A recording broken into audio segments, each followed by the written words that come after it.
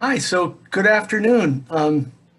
This is Dave Peterson, and I'm here today with Taylor Elwood to have a discussion. Yeah, hey Taylor, how's it going? Good. Happy to Yeah, be here. yeah, and I'm really excited to have you here today too.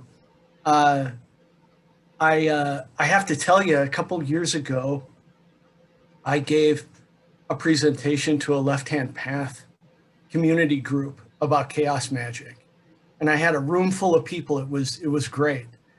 And when things were done, one of the first things people wanted to tell me about was working with your magic. And Oh, so, okay. yeah, so this is a great thing to have you here today and to find out more about what they were interested in. I know that you've got a lot of different kinds of magic you do. One of the reasons that I asked you here today was to talk about something that I share a love and interest in, which is pop culture magic. Hmm. But I hope that we'll run past that topic and talk about a lot of other things as well. Yeah, no doubt. We're gonna have some fun, and I Yeah. appreciate being on here. It always kind of surprises me when people tell me like, "Oh, hey, yeah," like, and you said you gave a presentation, and then afterwards people like said, "Oh, hey, Taylor Elwood's work." That always kind of surprises me. I don't know why, but it's nice to know that people are reading my work. So thank you. Yeah, yeah, and you have so many things. I mean, you not only have your books, but now you've launched uh, an initiative doing experiments in magic, and that's really great.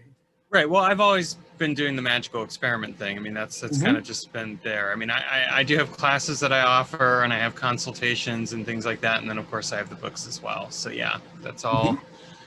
It's all part of my work. Yeah, yeah, of course. Hey, I was wondering, just as a way to kind of break the ice and get started, I know you had a background in magic, probably, some kind of background before you ever started writing your books and things. Can you tell us about that a little bit? Like Sure. drew you to magic? So I started practicing magic when I was 16, and I found out about it because one day I was reading a fantasy book, and this kid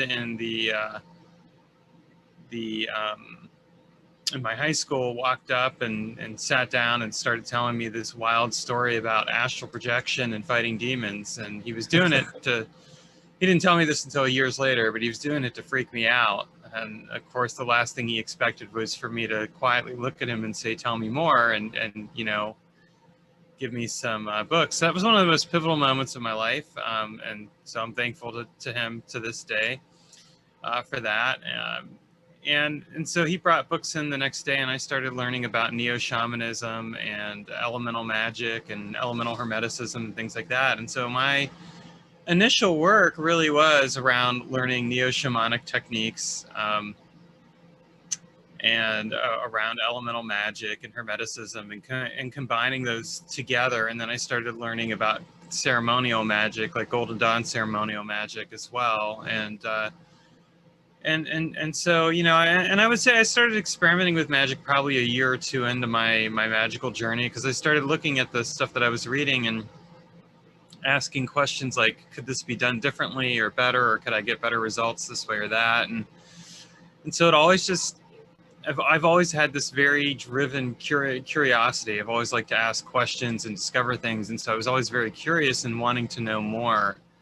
And so for me, the practice of magic has always been about asking my questions and finding answers. And that's played a huge role in why I write the books that I write as well. Hmm. Hmm. That's great. I share a similar kind of story in that, I mean, there were things as a kid that kind of provoked an interest, like movies and books and so forth. For me, it was definitely fantasy as well. I started with comic books. Hmm. And I pursued things like Edgar Rice Burroughs and Robert E. Howard and H.P. Lovecraft.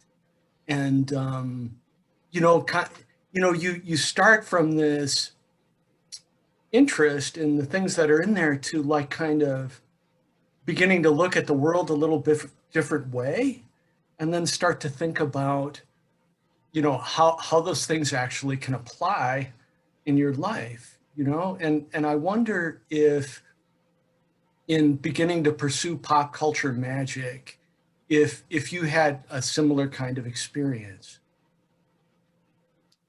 So for me, pop culture magic came about because I was watching Dragon Ball Z. It's Okay. an anime show, and I thought it was really cool that they had these explanations for how the energy stuff worked, and I wondered if any of it was real or not. And so I started, just trying different things. I never, manifested a physical energetic blast or flew in the air or anything like that, like in the show. But it did. It started to open me up to the possibilities. But when I really think about it, I would say my actual interest in pop culture and magic actually started before that. It's just that was the most obvious form of it, because I remember reading like Michael Moorcock books about, like the Elric saga, and Yeah. reading some other books, like The Death Gate Cycle by Margaret Wise and Tracy Hickman, where they had like these detailed explanations of their magical systems. And I thought it was interesting. Like in the case of Michael Moorcock, in the first book, Elric of Melniboné, he basically describes how to evoke a spirit, Right. Right. The first few and gives a pages. really great example of it. Yeah, within the first few pages, and so like there's it's real magic being presented in the form of a story.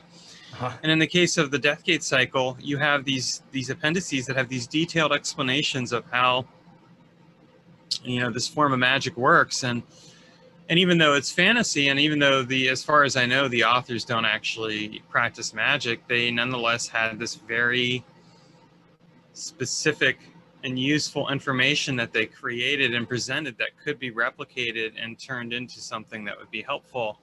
So, I mean, I would say really my interest in pop culture magic has kind of been informed all along to some degree by my interest in the various pop culture that I've enjoyed and consumed over the years, and that I still enjoy to this day.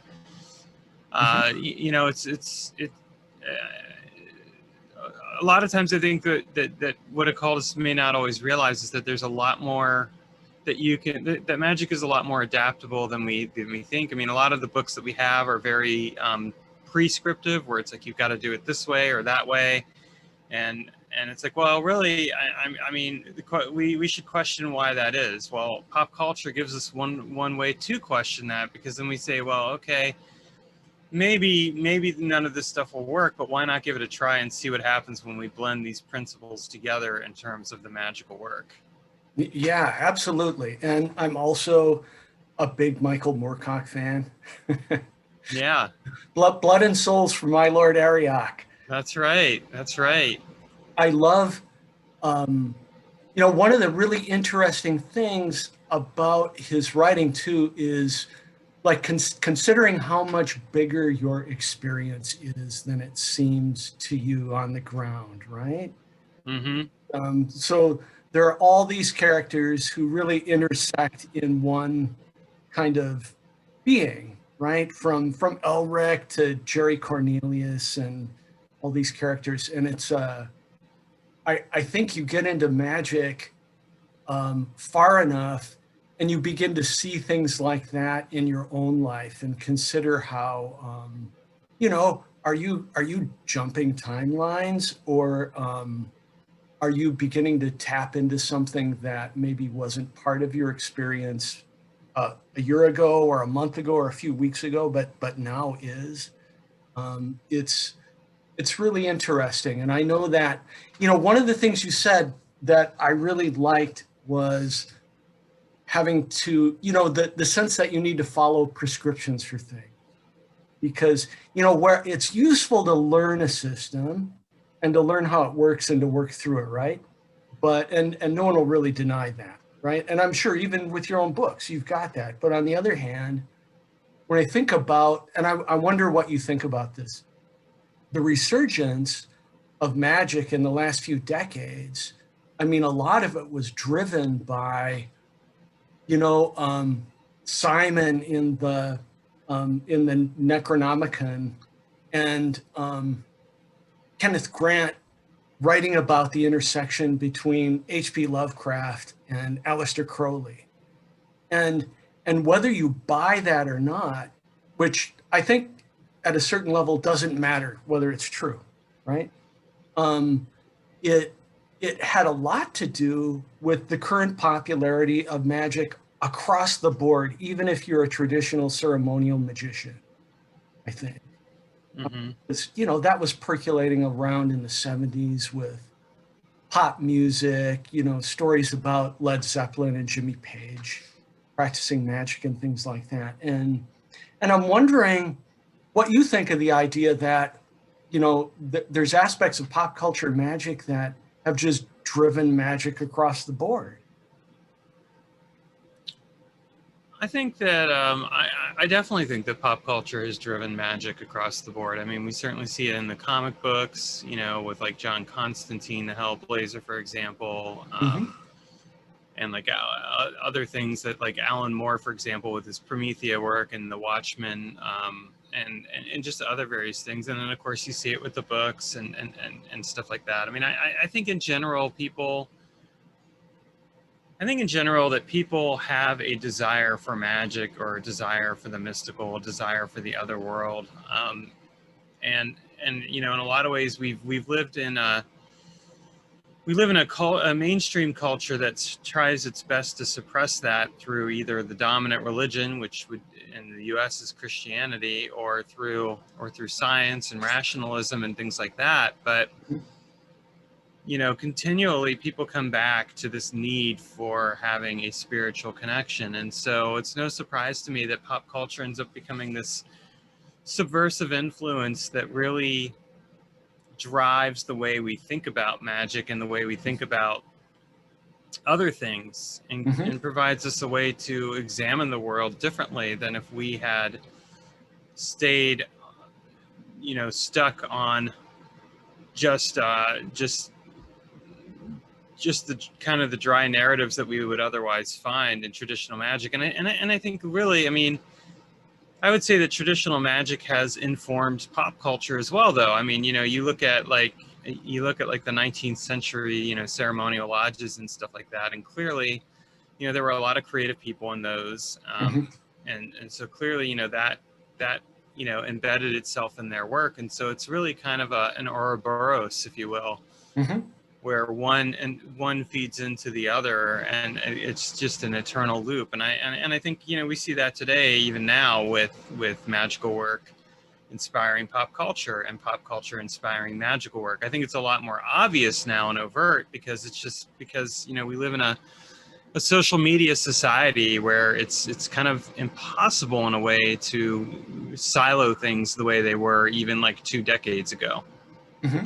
Mm-hmm. Yeah, that makes a lot of sense. And the idea that there's this interaction between the two is a great point, because like a lot of early, writers of pulp fiction, and fantasy novels like Bram Stoker and Sax Rohmer, I mean, they were involved in these magical groups, and it was informing their work.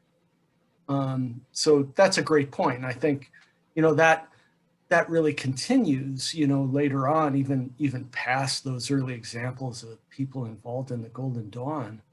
Even I know one thing that people are going to be really interested in, if we're talking about pop culture magic and comic books come up, is Grant Morrison's Invisibles, because it's been on everybody's tongue for the last couple of years, whether you're somebody who read it the first time around like I did, which dates me a bit, or you just discovered it because other people have been kind of popularizing it and pointing out, what a great book it is. What do you think about the Invisibles, and like what it's doing for pop culture magic right now? So I'm going to be one of those very strange people and just tell you I've never read The Invisibles. Yeah, that happens.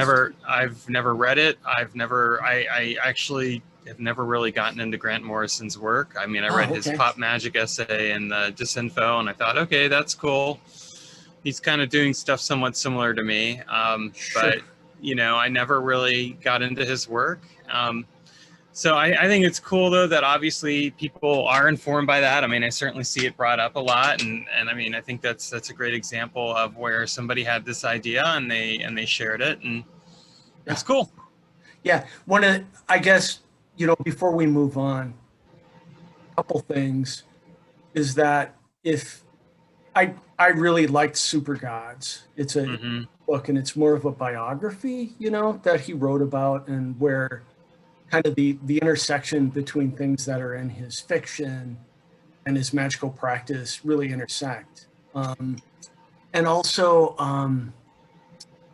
that the point you made about actual magic informing pop culture magic was very true of that, because there's an issue of the Invisibles where in the letters page, he pretty much wrote out all the instructions for how you do sigils in the Austin Osman Spare kind of chaos magic fashion.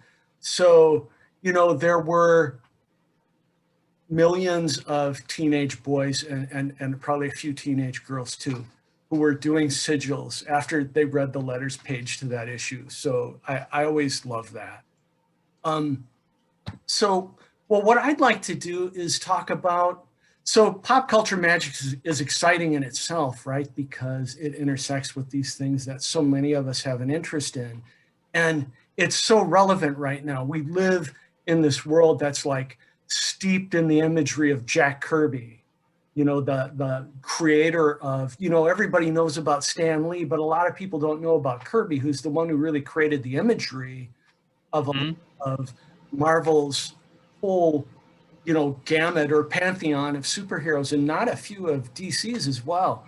And so that said, how do you use pop culture magic? Like what do you do with it? So I would say that for me, I use pop culture magic to come up with practical magic techniques that are based around the pop culture. I mean, I basically developed my a significant portion of the space-time magic system that I've developed was informed by some different pop culture. I've used it to work with pop culture spirits. Like I worked with Storm Constantine's Wraithu series and the Dahara and things along those lines. Right now, it may surprise people to hear this. I mean, most of my pop culture magic right now is really more based around social media and seeing how just exploring the nature of social media and how it can create this kind of fascination for people and Mhm. interactions, and how that can be used to charge magical workings and to feed them. So that's Uh-huh. kind of where the focus of my pop culture magic work is right now, is Mhm. around the use of modern technology. And I'll probably write a book about it at some point. But actually, most of the magical work I'm doing right now is not focused around pop culture, beyond that social media stuff. Mhm. Just because I'm more focused around doing internal work. A lot of that's because of some recent life changes in my life, Mhm. and just trying to do internal work to process those changes, but also to kind of figure out what the next steps in my life are going to be. Mhm. Where am I going to, what do I want to do with the rest of my life? I kind of have this very interesting situation where, so I got divorced recently. I'm not going to really get into all the emotional baggage of that, but I mean, I did. Sure. And it's interesting, like when you go through a big life change like that, of course you have these interesting realizations, and the realizations I've had in the last couple of weeks has kind of been like, wow, I lost everything or almost everything in my life, Mhm. and I'm starting over. But then another realization I had is, wow, but I also have like all these doors open to me right now that most people don't have open because they're kind of stuck in their life. I mean, and that's not a bad thing. It can be good to be stuck in your life, but when you get unstuck, you have this rare opportunity. And I actually kind of have the rarest of opportunities because I have no financial debt at this time. So like I mean, I'm not necessarily rolling around with like a ton of money, but I actually can do a lot more than I might be able to otherwise. And so I've really been, this last week especially, I've been contemplating that and realizing, like, here I am and the doors of possibility are open to me. what is it I really want to do with my life? Where do I really want to go? Where do I want to end up? And it's interesting because the first couple months I was kind of focused around, well, I've just got to get back on my feet. I've kind of got to get back into some rhythm of my life, get some control over things. And now I'm like, well, but wait a minute. Do I really want to go back into the life that I knew, even to some degree or another? Do I, for example, really want to work at a white collar job doing customer support, which is the lowest form of white collar jobs, but it is a white collar job? Do I really want to do that? Do I really want to be in this possibility, or do I want to step into another possibility? So I think that, like, you know, I'm doing a lot more space-time magic work, I guess you could say, right now. But I think it's interesting because where pop culture could come into play with that is being able to, you know, take some pop culture notions of different timelines and probabilities and step into those, or being able to use some pop culture, like in the form of like maybe pop culture tarot decks. I've been using the Justice League tarot deck, for example, to do readings lately for myself and things like that. That's To interesting. kind of explore the possibilities and probabilities without necessarily settling into one right away. That's fun. And I would really say to anyone who happens to watch this, whenever it is you watch it, however long it is from now that you do, like if you ever find yourself in that kind of a position where you actually, yes, you may have lost things and life has dealt you a harsh blow, but you also have the opportunities available to you. Slow down and don't jump on anything right away. Like, give yourself some time to really process and consider what you could have, because you don't have to accept a conventional lifestyle again, or you know, you might make some different choices. And yes, they may be scary and risky, but at the same time, it can be very liberating. And it's something that I think most people don't, I think a lot of times people don't realize just how liberating that can be. And that's kind of where I'm at right now. Like I'm in this situation where I'm not committed necessarily to having to stay in Portland, Oregon, for example. I might move somewhere else. I might do some other things. And so it's just a very interesting space to be in right now. It's a little scary, but it's also very, very liberating. Yeah, wow. First of all, I just want to say, you know, my heart goes out to you going through that right now. It's very difficult, and yet so hopeful to hear how you're looking at using what's been presented to you, you know, as an advantage. And I think that it's something that magicians can be really good at. And you know, it's worth considering whether you want to spend your magic just aiming for short-term goals that slot you back into like that kind of 9 to 5 regular sort of world that we've been dissatisfied with, and taking the opportunity to do things differently. I've been through some major shifts down the road myself, and it's made me look at the world and magic a lot differently too. And I think, you know, there are different kinds of metaphors or concepts that we can think about when it comes to that, right? I mean, one that comes immediately to mind for me is the cup of Babylon, like pouring everything into it, and like, you know, living a magical life and making the kind of life you want rather than being safe and doing the things that work because they're just part of the script that's been designed for us to live in, or for the Yeah, exactly that. And I mean, it's kind of it's a situation where I actually got a white collar job doing customer support recently, and I've just finished up the training, and I'm kind of like, do I really want to do this? Like, I actually don't have to do this. I could go back out to doing DoorDash deliveries for a while and do something else and continue writing and things. And so it's interesting. I'm going to kind of wait and see what the next week brings, but it's fascinating to me because I think so often people just kind of go into something and be like, well, that's what I got to do in order to survive. Well, do you? Is that the path you really want, or do you actually want to give yourself an opportunity to explore some other possibilities, which, yes, may be terrifying because the stability and security may not be quite what you want it to be, But that security and stability comes at a price as well. And how Mhm. much are you willing to give away of yourself in order to have that, what's really an illusory sense of control over your Mhm. life anyway? Yeah, yeah, that makes so much sense, and it's interesting too to consider the kind of, pop culture tropes or icons that we may follow or want to avoid, like Don Draper, or if we if we found ourselves in the last few years um, in a survival mode, like so many people were in, since early 2020 and even before that. You know, not on a few occasions have I commented that this all seems a little bit like the set of The Walking Dead. And how do you survive that, or how do you just decide that that's not really what's happening?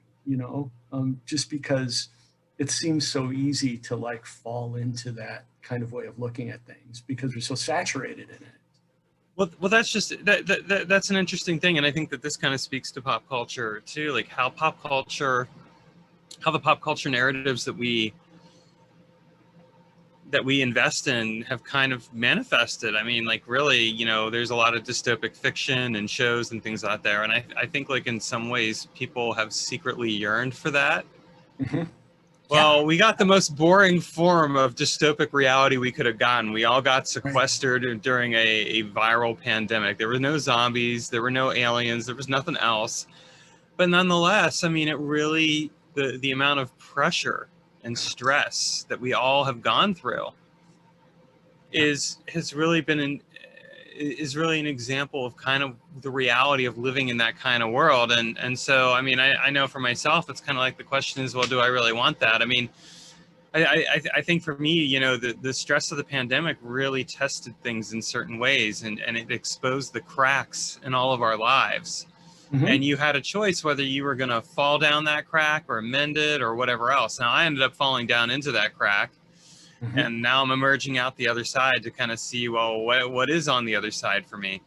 But I Yeah. think a lot of people, sometimes people mended those cracks, and that's good. I mean, if you were able to fix things or make things work, then that's awesome. But if you fell through the crack, I mean, here you have this new opportunity to explore things, and I mean, there's always going to be some pain and sacrifice with that. But that's kind of the theme of dystopic pop culture as well. Is like dystopic pop culture really kind of calls on us, like, what does it take for you to survive? And what I would say is, if we want to change that pop culture narrative in our culture, we have to change it from what does it take to survive to what does it take to move from survive to thrive, especially when we've gone through the kind of stressors that we've gone through.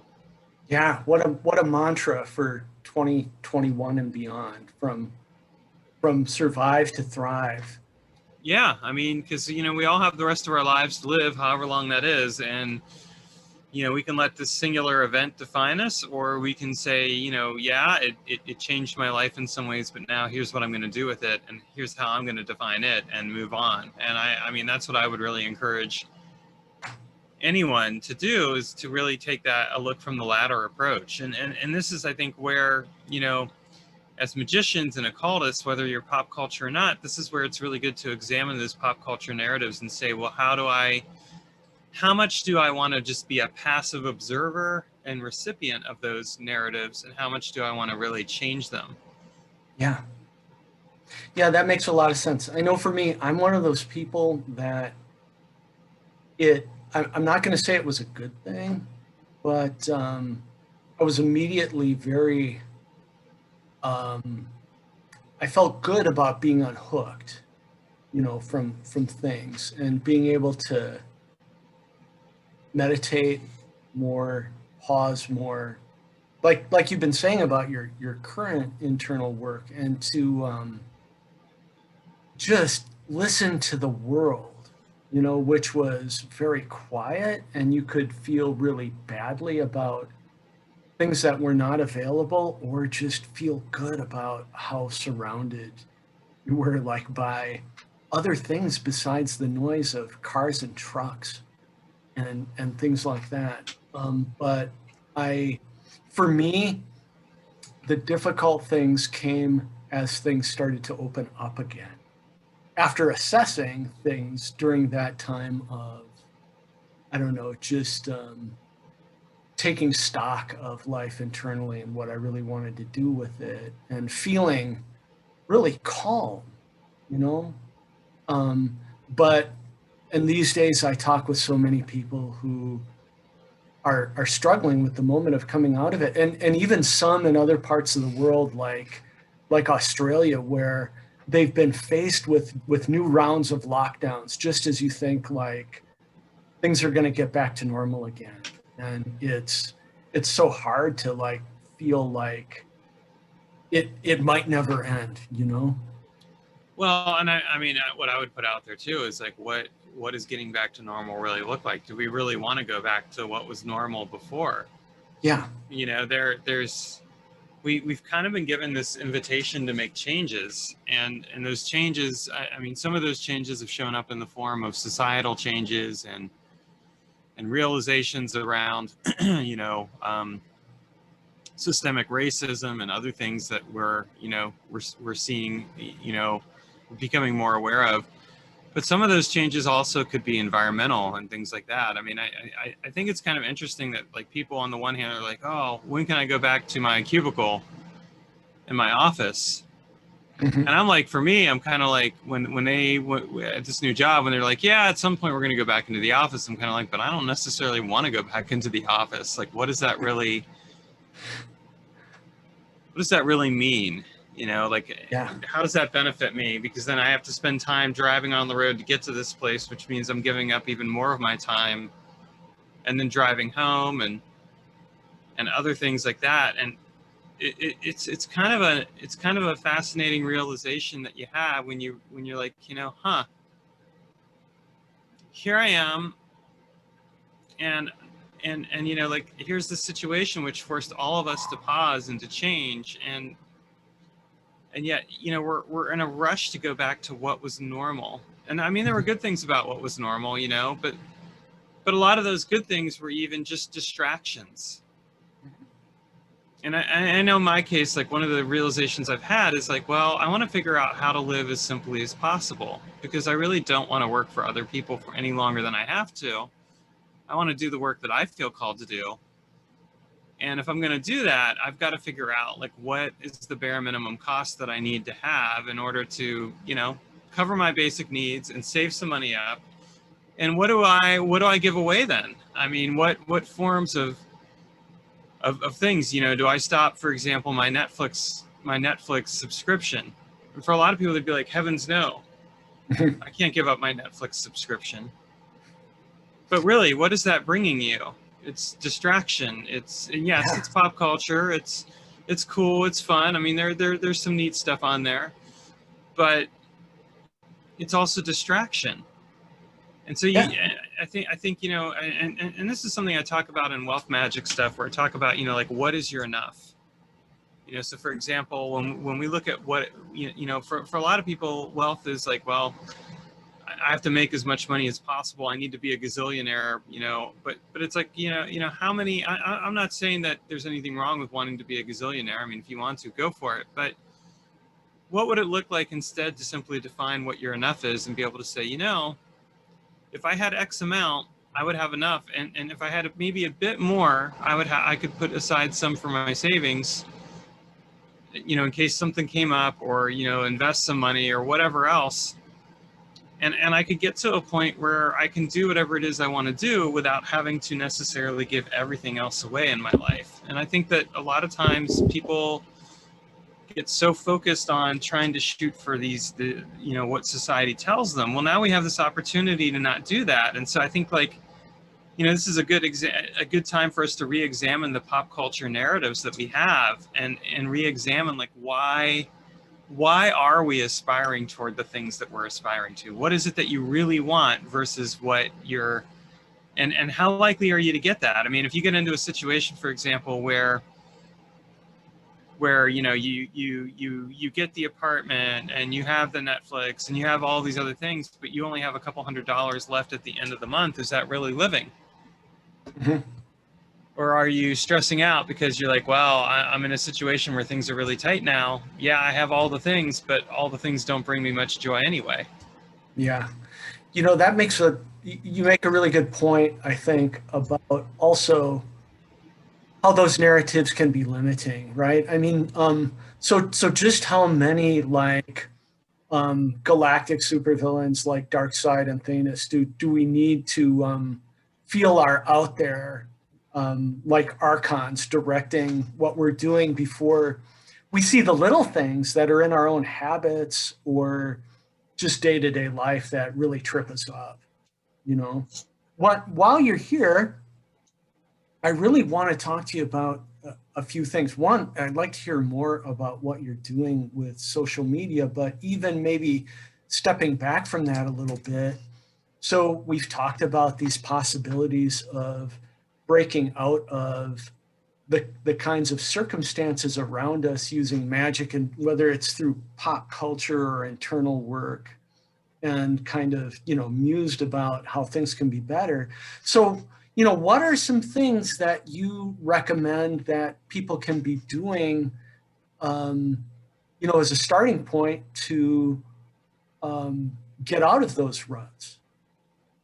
I think first of all, you have to recognize that you either are in a rut or you're about to go into one, and really and ask yourself how you feel about it. Like what is it? Ruts are comfortable too. I mean, that's the thing. I call it the comfortable discomfort, because like, in a sense, when you're stuck in a rut, at least you know it. It's safe. Mm-hmm. So you have to ask yourself, like, what is it about that rut that's keeping you where you're at? You know, and I guess I'm going to put it this way: like the middle class narrative is, buy a house, have 2.3 kids, have a pet or two, have the white picket fence, all that other stuff. Mm-hmm. But what does that really get you by the end of your life? Mm-hmm. You know, having grown up, I grew up lower middle class, so like I would say, at least like with my dad and all that, it was lower middle class. And then when I lived with my mom, it was a one household, it was a one income household. And things were were tighter. They were, there's more. I would say we were at the upper end of poor. And then, in my own life, a good portion of my adult life, I mean, I've made some money, but I mean, I've also kind of lived a very unconventional life. I went into academia, then I dropped out of it, then I did tech writing for a while, then I was self-employed for a while, and in all of that, I can safely tell you I haven't necessarily made tons of money. And sometimes I've had the fortune of being with people who've supported me in the work and everything. I mean, when I was with my most recent ex-wife, we lived very much a middle class life. But the thing that kind of stood out to me about that middle class life is that at the end of the month, we were always kind of in a situation where we're like, okay, we only have a little bit of money left. We were living paycheck to paycheck. Mm-hmm. Well, what were we really aspiring to? Yes, we had a nice home, we had cars, we had all these other things, but all these things weighed us down. Mm-hmm. And I think that when you get weighed down by what you have, it makes it harder to question those narratives. Mm-hmm. So then my answer to you would be make a radical choice and take a risk and be willing to let go of the things that are holding you down that don't serve you. Mm-hmm. And start examining things. And so like I'm in this situation where I'm kind of in this space where I can do that right now. And people will say, well, that's great, Taylor, you can do that. But I would say there's no reason for anybody not to be able to do that. You just have to decide what you're willing to risk. And I had to make that choice at the beginning of April. I basically had to say, I went from a very comfortable life. I mean, I basically could write full time and not have to work for anyone else. But there were other factors that were making that situation not healthy for me. And I chose my mental health in the end. Mm-hmm. But I had to make a sacrifice of what was comfortable and convenient and easy. Mm-hmm. And that's what you have to do. Sometimes you have to be willing to give up the things that you have that seem on the surface seem good for you, but maybe in the end really aren't. Yeah. So, and I find myself in this situation now with this job where I just got it. I did the job hunting, everything else. I even did a bit of magic to pull this off. And I'm like, And now I'm kind of like in this strange space where it's kind of like I have this Rubik's Cube, I've assembled it a certain way, and I'm like, well, I might just disassemble it again and form it into something else, because I think I might actually want something different. And some people will be like, well, geez, Taylor, why do that? I mean, you finally got, but it's just like, it's that realization of, yeah, but here I have this opportunity not to be stuck in this narrative. Yeah. And so, yeah, I don't have to be stuck in the rut. I mean, at some point I'm going to get stuck in a rut of some type. Maybe. I think we all do. Maybe I move to some other part of Oregon, or I do something else, and then I get some type of job there that's not customer support or white collar work. It's just, some type of physical labor, and then I write in the meantime and all that other stuff. Well, I mean, those things, that can become its own form of a routine and rut. And I'm not saying that ruts are bad necessarily. We just have to find the ones that suit us best. But I think a lot of times people get really stuck on this notion of, I have to have life be a certain way. I have to be successful. Well, we should question that. And it really doesn't help that social media reinforces that. I mean, how many times do we see these YouTube videos of influencers or people posting on Facebook their various things and everything?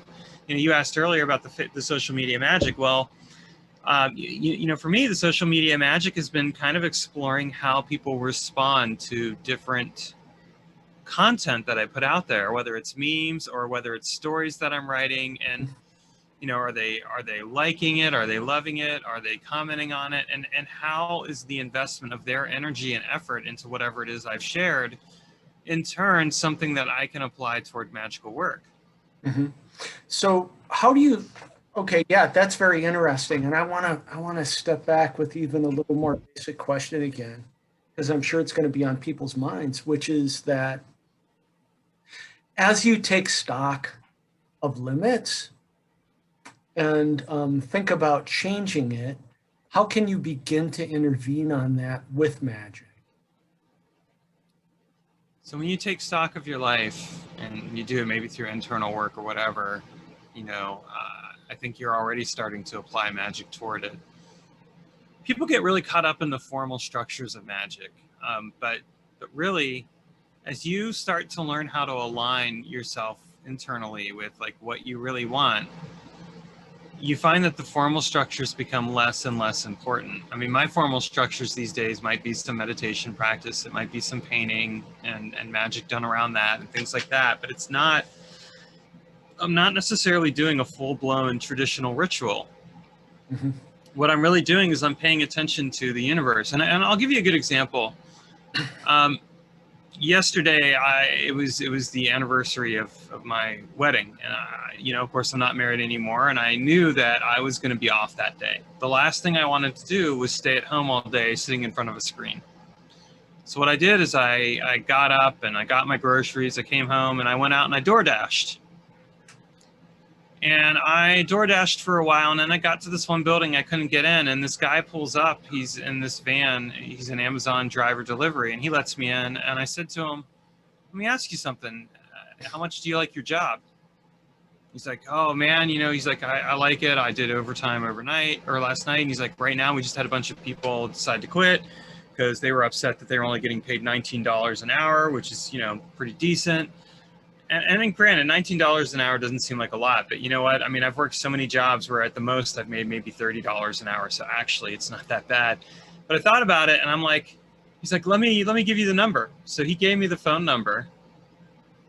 I'm going to probably call them tomorrow. But it was interesting to me because here I was already contemplating, like, do I even want to be in this one job? And the universe sort of opened this way for me. I didn't do formal magic work around that. I just kind of put it out there that, I'm starting to maybe think that this isn't the route I want to go. Maybe I want to do something else. And the door opened. And now the door is open. And what I choose to do with that door, I mean, it's only going to be open for a finite amount of time, but what I choose to do with that door is up to me. I can choose to close it and stay with the job that I'm in. I can choose to explore it and still keep that job and then see what happens. Or I can choose to close the other door of that other job and then walk through this door and see what happens being an Amazon delivery driver. And people would say, okay, Taylor, but that's like, that's not going to like create a significant difference in your life. It's just going to have you doing deliveries for Amazon. And I'd say, well, yeah, sure. But, right now with my mental state of mind and emotions and stuff, as I'm processing a lot of grief, that might be exactly the right thing I need. What people don't realize is that, magically, what magic really responds to is need more so than want. We get so caught up in our desires. I want this, I want that. But what is it you really need? Sometimes if you focus on what you really need, that's how you get out of your rut. Because your rut is based on your wants. I want a comfortable life. I want this, I want that. And again, nothing wrong with wanting those things. What is it you really need? Mm-hmm. In my case, I look at my life and I'm like, I really need a life where I am able to work as much as possible on my writing. And like, how do I do that? How do I get enough time to work on my writing and my art and my magic and stuff, especially because I basically stepped out of that opportunity because I couldn't be there any longer for other reasons. Well, the answer is I find some type of job where I'm not mentally using these resources to take care of that job. I mean, driving deliveries is not a mentally taxing job. You're driving around, you're dropping stuff off. That's all it is. And yet it is a very liberating experience. Whereas doing the customer support job, I'm spending all day thinking about how do I respond to this customer? How do I handle this person? How do I get things back to a good place with these people? Mm-hmm. Do I really want to do that? And it's a very fascinating and liberating example of what happens when you start to focus on these things and you pay attention, like, well, what do I really need right now? Mm-hmm. And of course, I mean, there's further dimensions to that because, of course, I'm also looking at, well, what do I need in order to make some changes along my life along the lines of what my minimum is in order to meet my basic obligations while I continue to work on the stuff that really matters to me. Mm-hmm. So I don't know if that answers that question, but I think it's a good litmus test for you. Ask yourself what you need instead of what you want. I think that's an interesting thing to recommend to people. What I'd say to that is that when you break your desires down into things that you need, the things that you're most likely to achieve are the ones that you truly desire. And so I would agree with you there. Things that you don't interfere with in your mental space or your spiritual space. And so I definitely agree with that. So you're talking about practices that kind of reorient the way you're looking at things. Yeah. So how would you operationalize that then? Like, I mean, in doing a magic practice. And then I have another question after that. So the way that I might operationalize that is in my particular case, I might do like I did a Saturn working earlier this week, a painting to alchemical Saturn and to, drawing on the planetary energy of Saturn. And it was ironically enough, it was because I was doing it around possibly getting a place to live, but I think it ended up transmuting into kind of the realizations that I'm having now, where I basically did this working on Monday. On Tuesday, I ended up contacting my ex-wife and telling her, look, I'm not going to be able to take in the cat that you were potentially going to give me, so I want you to keep her because you'll take good care of her. On Wednesday, I got the divorce paperwork, and things really hit me hard, like, oh my gosh, this is it, it's done. But then at the same time, I started having these realizations of, well, but here's what I could have. Here's what I need. And so, doing this art magic working where I was listening to Miles Davis' Bitches Brew and I did this working, this painting, drawing Saturn into my life. Well, Saturn responded. It just responded in the way that I didn't necessarily want. It responded in the way that I needed. And then just kind of afterwards, you go out there and you trust your experiences and you allow the experiences to unfold. A lot of times what I find is that people really get focused when they operationalize magic. If they don't get the results that they want, they get more and more frantic. instead of examining the results that they're getting. And sometimes you need to troubleshoot that. I mean, I have a book on that, how to troubleshoot your magic, where you examine, like, you're not getting the results you want. Well, what are the results you're getting? How do you change that around? But sometimes you are getting exactly what you need. And so, you know, I did this art magic working, and I put it out there to the universe. Well, the universe responded, and it started bringing certain events and experiences into my life. And it was like, here's the stuff. And then, like, you know, it's kind of culminated for me. Like last night, I was talking with friends about different things and telling them about all these experiences that I'm having. And they're kind of like, yeah, Taylor, you really are in this place that most people aren't. And you're in your mid 40s. Most people don't get this kind of opportunity. And I thought about it, and it's like, well, it's not that they don't get this opportunity, it's that they don't take advantage of the opportunity, because again, they get stuck and we're told we have to be a certain way. Mm-hmm. Well, yeah. There you go. Well, if you want to operationalize that, you know, do magic in whatever way you want. I mean, I do it as art, but I mean, or writing or whatever else, but do it in whatever way is going to help you. But then open yourself up to the possibilities, and don't necessarily focus on just what you want. Ask yourself, well, what am I actually getting? Mm-hmm. And is there something there? Because I find that magic is an organic and generative process. It builds on itself. And when you do magical workings, if you allow yourself to, if you don't focus so much on creating just the perfect magic ritual, but rather you do it and then you let the experiences play out, you end up discovering some very interesting things about reality. Reality becomes very meta in that kind of situation, and very organic and flexible, because you're allowing yourself to be organic and flexible with it as well. Mm-hmm. I couldn't agree with you more. The world is much more flexible than we realize. Yeah. Often tell the story. I've had a very similar path to you, where I was brought up in apartments and mobile homes by a single mother. Mm-hmm. I was chronically truant as a youth. I ended up getting a PhD and becoming a professor. Okay. And then when it wasn't serving my purpose anymore, I left that. And so I think one of the things that I want to commend you for is that I think a lot of people practicing magic have some similar experiences to the things you're talking about, but you're putting it together for people to work with, and for people to come to look at and consider, and try to apply it to their own life. And that's great, because it's very generous, and it's really giving, and I think it's terrific. The other thing, here's one thing that I want to throw into the twist. Sure. Which is that we've talked a lot about magic as an individual practice. And I'm not going to step out to, ceremonial groups or anything like that. But one thing that I notice, especially these days, it's like we've been so isolated in many ways. And now we have an opportunity. Some of us were continuing to work with people online and stuff like that.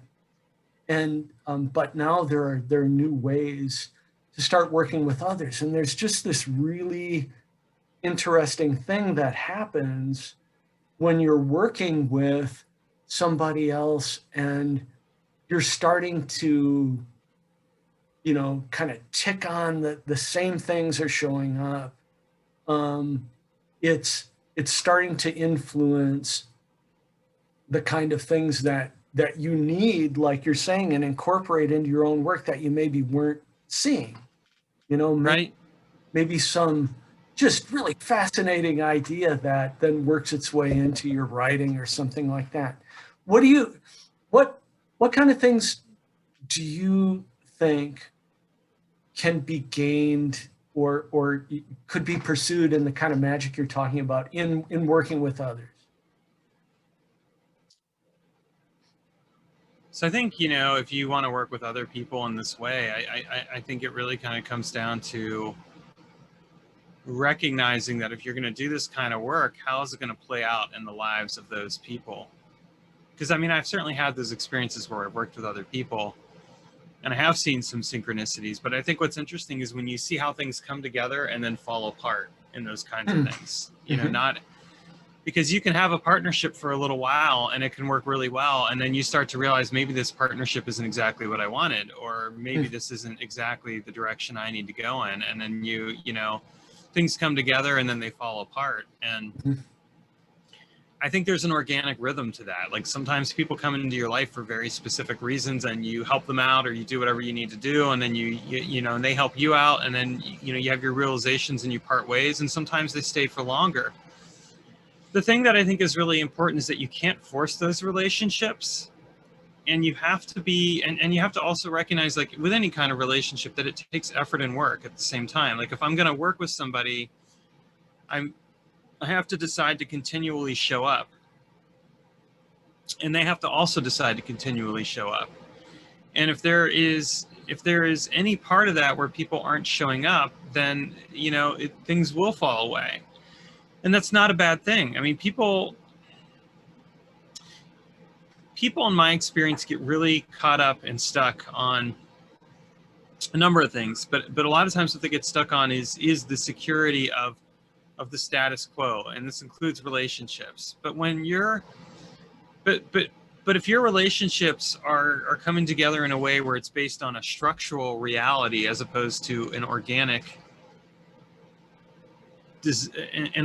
experience, what ends up happening is it doesn't end up working in the end. What I mean by that is that, you know, if you have this sense of, okay, we're going to work together in a group, and we have this structural security as a group working together, if we just rely upon that, then the magic we work, you know, initially it'd be pretty cool and stuff, but eventually it's going to fall away because those structural realities will not support the changes that occur. If instead we have a relational, organic approach, a generative approach to the relationships that we have, those will transform and transcend those structural limitations, because, and in fact, what you'll discover is that the structures change as a result.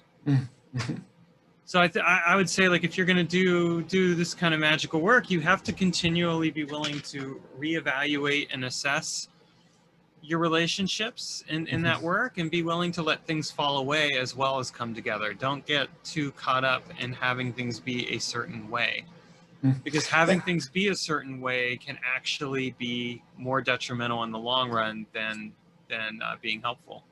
That's very interesting. And I think, yeah, it's one of the things we can gain a lot from working in a formal group kind of atmosphere, but it can have you doing things that are 100 years old, you know, that are maybe not that great. The other thing I would add is one thing, you know, magic is like having a cannon, you know, and when you get good at it, you can aim it at things, and it can break things apart. And then you may not realize then that there's a reassembly that has to happen, and it may impact other things that you weren't considering. And it really, I don't know about you, but it really teaches me about basic life skills like communication, honesty, and actually really, you know, that old adage from The Mysteries of Eleusis, like know yourself, you know, and like really understand what it is that you're after, and what you want to ask people for before you travel down that road of, you know, creating these structures that are now confining and really not where you really wanted to end up. So I've got a great personal example of that. In October of this last year, 2020, I switched over from working with the element of creativity to working with the element of connection and truth. And you think about that, like the element of connection and truth, like, well, what am I connecting to, and what is the honesty, the truth that's showing up? Well, I don't think it's a coincidence that this year, you know, partway through this, I ended up getting divorced, because it forced me to face the relational rifts that had occurred, and to recognize that I was no longer really connecting with my partner, and that the honesty was not that if I was being honest with myself and honest with her, this simply wasn't going to work. And it wasn't just, it wasn't that I didn't love her, and it wasn't that she didn't love me. We love each other very much, but it just wasn't going to work anymore the way it was. And I think, like, you know, that's a great example of, well, I mean, I ended up, you know, I did this work. If I had chosen a different element, would I still be married to her? I don't know. But I chose that work, and I chose it for very good reasons, and I stand by it. But at the same time, I mean, I very much am having to put my life back together again. And it's been a, you know, it's been a wild ride the last 2.5 months, because it's been like, well, okay, first you have to find a way to bring some money in, a stopgap measure, because you don't have any money coming in right now, or not much. Next, you have to you have to start, you know, getting your debts paid off that you do have, and then you have to start putting other things together. And I mean, I did all this very quickly. Things came together. But what's fascinating to me right now is that, you know, in the last 2 weeks, yes, all of a sudden, boom, my life gets stabilized enough that the grief hits me full on, and I'm like, wow, I'm not married anymore. I have lost this relationship. Before, I was grieving some, but I was definitely in shock mode. Mm-hmm. And it's like, you know, here's that truth and connection. And now again, like I said, I'm having these realizations of, okay, but what do you want with your life? Do you want to go down this one path that's been presented to you, or do you want to go a different path? And really recognizing that I actually have this opportunity. It's one of those things where that's what magic brings us. But again, we have to still have those skills. I still, at the end of the day, I still have to pay my bills. I still have to manage my finances. I still have to cook food. I still have to take care of all the other little things that have to be done in order for me to do whatever it is I'm going to do. Mm-hmm. So my advice there, I suppose, is also, like, don't get so caught up in the big picture that you don't forget to pay attention to the details as well, and recognize that even when your life is changing a lot, you still have to take care of the basic things. Mm-hmm. Because in order for those changes to truly take effect, if you're not feeding yourself, well, hey, you could be setting yourself up for a fall that you don't need. Yeah. Right. Maslow's hierarchy of needs. Mm-hmm. Some aspects of it are limiting, but there's some really good kernels of good life advice that are contained in that. I guess what I would say too is that right now I'm building a lot of rest and recovery into my life right now. Like, I'm making sure I get enough sleep. I'm making sure that I read. I'm making sure I'm doing other things, because this is part of how I'm going to recover from all of this stuff. You know, how many people are really doing that? That's one of the things you need to remember as a basic life skill. How do I take care of myself as I'm going through these changes that I've brought into my life? Yeah, absolutely. One of those other things about magic that I'm sure you'll agree with, which is, you know, no matter how much you're pursuing a magical kind of solution to things, don't forget to do the legwork on the ground that you need. Get enough sleep, get enough rest. If you're having, you know, some horrible life circumstances and the emotions are overcoming you, you know, talk to friends, maybe consider a counselor, and if you got physical things that are going on, see a doctor. Yeah, take care of yourself. Take care of yourself. What, you know, one of the things I want to ask you before we wrap up is, and I think you've given us a peek at this as we've been talking, but you know, what's next for you in being a magician and the kind of work that you're doing that you really want to share a little bit more with people? Well, I'm working on the Inner Alchemy of Wintering right now. I just finished writing the Inner Alchemy of Internal Work, which is really, you know, all about doing internal work, meditation, and other practices. I'm writing the Inner Alchemy of Wintering, which is how do you recover from burnout? How do you deal with life changes like divorce and other things? I mean, I think it's kind of apropos that I'm writing it right now as I'm dealing with these changes. So, you know, like, strike while the iron is hot is what I always say when it comes to your writing inspiration. Yeah. But you know, down the line, I am really looking at introducing some new models to, or some new approaches to magical work. I mean, I've got a book I want to work on in regards to my work with elemental magic and spirits. I have a book on occult poetry that I want to put out, and then I also have some stuff that I'm starting to cook together around a new approach to to magical work, which I've kind of been talking about in here, you know, this generative organic approach that's less structured and designed. I mean, I've really been influenced heavily lately by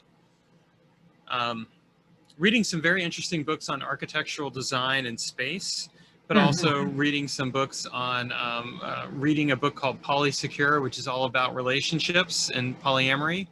And you know, she talks about, you know, what happens when you have structural relationships versus organic ones. Kind of having all these resources come together around this, and I'm like, wow, this is really relevant to how I'm approaching my life now and my magical work. So, you know, yeah, I've got some interesting projects on the horizon. I also write fiction, so I've got some stuff planned there too, and we'll kind of just see where things go. That's great. This just brings up about 100 more questions, so I'm really looking forward to the opportunity to have you back and talk more in the future, especially when some of these projects bear the fruit they're going to, and some of them very quickly, I'm sure. Well, thank you. Yeah, I look forward to that too, and would love to come back. Okay, great. Taylor, thanks so much for joining us here today. It was a great talk. And where would you like to, I mean, I'll put this out on the Facebook page. Where would you like to direct people to learn more through social media, the magic of social media? About what you do? If people want to go, they can follow me on my website, magicalexperiments.com. I've also got a Facebook group called Magical Experiments, which they're welcome to join. And I've got a YouTube channel as well, which is the Magical Experiments YouTube channel, where I kind of share, you know, my ponderings and things like that and stuff. It's been a bit more philosophical lately, but that's a good thing. And yeah, those are things. That's where I would say you can find me. All right. Well, thanks again so much. And, you know, have a great day, and, you know, keep doing the wonderful things you are with the changes that life is handing you. Thank you. I definitely will. All right. All right.